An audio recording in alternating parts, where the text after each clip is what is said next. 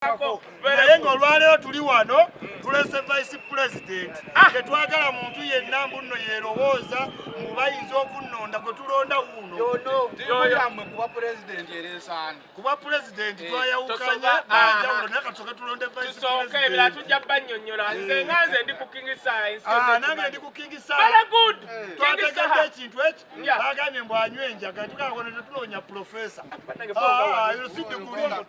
eno si diguli tetunoonya profesa tunoonya akulira abo bennyini abanywa ebintuntu naye olumala ofuna pulezidenti wansi ng'oteekayo ali tekiniko yona amanye ebya digito ono omwana mu bya digito bannange mwe mwayiga bya kisaakaate simanyiko ekiveera baatudde simanyi amaze okusasula nkyali kweno nkyali kwenoolinde bwe tuba twogera ku nyama toleeta mukene bannange tetulina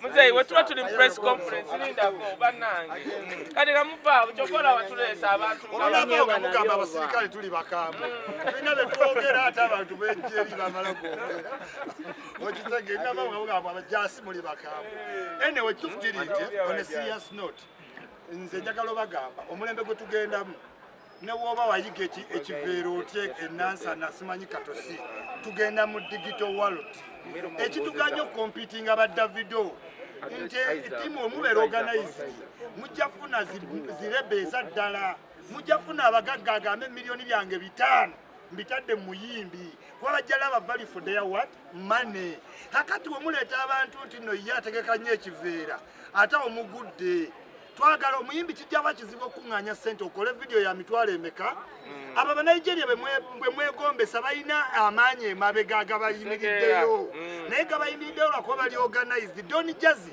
aba akimanyi nti abaana bange 6 bajja kundeetera miliyoni $4 kati ateekamu ki ssente naye teri ajja tteeka ssente wantu nga temuli organized kati tubaleetedde abaana abato mubembuleesinge mwamanyira nnyo abakulu obbafuga era naffe tukimanyi naye tugenda tutulanziiti nga Museveni agamba tukyuse obukulembeze nga wetubuwa abaana abaki abato we munaamala eno wansi naye tubukyusize ddala tubyewo nnyo obukulembeze tubuwa abaana abato saabagamba mbu ndi muto nga satifikeeti ekyukakyuka abato ddala abato nga Allan n'okwambala n'endabika timu gyendikireke ku bato Vice President wamwe Uganda Musicians Association aganaga avuddemu agambye takyayisimbyewo avuddemu nga polisi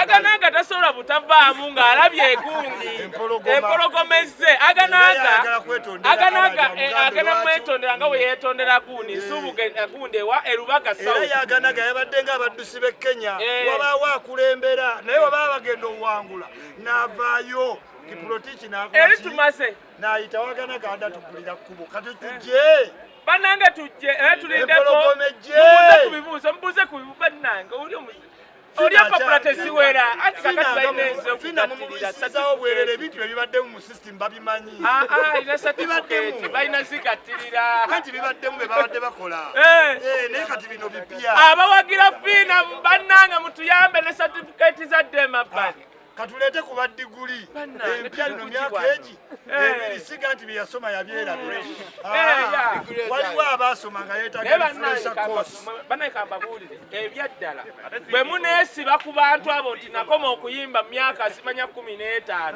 industry mugizitina buli kimu Henry. Thank you so much. My name is Allan Hendrik aka I'm so happy to be here and I'm so excited to join UMA in the next few days. Nina byengenda okukolera Abannayuganda abayimbi bingi ngenda byogera mu press conference yange gyengenda okukola naye ku ebyo twetaaga unity first mu industry yaffe unity nti buli muyimbi asobola okukwatagana n'omuyimbi omulala kiri on record nti buli muyimbi almost 80% buli muyimbi yali abaddeko n'olutalo n'omuyimbi omulala it's on record. Allan Hendrik sibeerangako n'olutalo na muyimbi n'ogu n'omu ngenda tandika n'eki ne unity. Number 2, nze naze Allan Hendrik, I'm a software developer I want to digitize the music industry of Uganda. Buli kimu kirina kubeera digital. For example, I would challenge whatever is happening. Nzeke nyini nonyeza information about Uma Nembula. Uma does not have a website, an official website. The Allan Hendrik, I'm offering to do a website for Uma. Atandikidde wokola. Oba mpitamu basiyiseemu. Ngenda kikola emawulidde. All I will need is just information, everything about Uma. Ekyokusatu, legal protection of craft w'abayimbi. Nti bayimbi bangi balina art, balina ennyimba zihiitinga, ziyiseewo, naye tebalina za rent. Why? Other people are taking their money. So legal protection of the music Tayiina. Then engagement. Kino ekibiina bakiyita Uganda Musicians Association. Naye omwana w'ekisolo tumulese tutya? How do we engage musicians in Mbale? How do we engage musicians in Mbalala? I would be so happy nga n'abayimbi b'Ekabale we bali wano bali so involved. I'm so familiar to systems. Nze ndi software engineer. So I have ideas I can bring on board to make sure nti Uma Aina systems ezigasa abayimbi bonna. Wow. Lastly, kyesagala Uma to politicize politics in the music industry. Other than that, amanya Allan Hendrik basaba mumpagire abayimbi mwenna nzize to serve Uganda music industry. Agenda kuddamu ebibuuzo byammwe naye nga bwe tubagamba teri bufuzi butava eri Katonda ate amazzi gakulukuta tegaali gakulukutidde. Ono omwana atambulidde mu layini ya bufuzi. Mu kalulu kano tetulina gwe tutidde kubanga tuli ffekka mweno konti. Abadde ayagala bwa pulifekiti. Abo bonna baagala bwa pulifekiti. Si ku kino. Yadandula alimba. Akiikira aba producer. Kati katungire ebibuuzo ebimwagala obuuza candidate naye mulidde press conference otujja okubamalirayo ebibuuzo. I want to represent the new generation in the music industry. Apart from that, embracing our legendaries. Ababaddewo ebbanga lyonna. Wewe ekitiibwa. Nsaba abayimbi abato mwenna. Give respect to someone who has been there. You lose nothing. Thank you. Alex,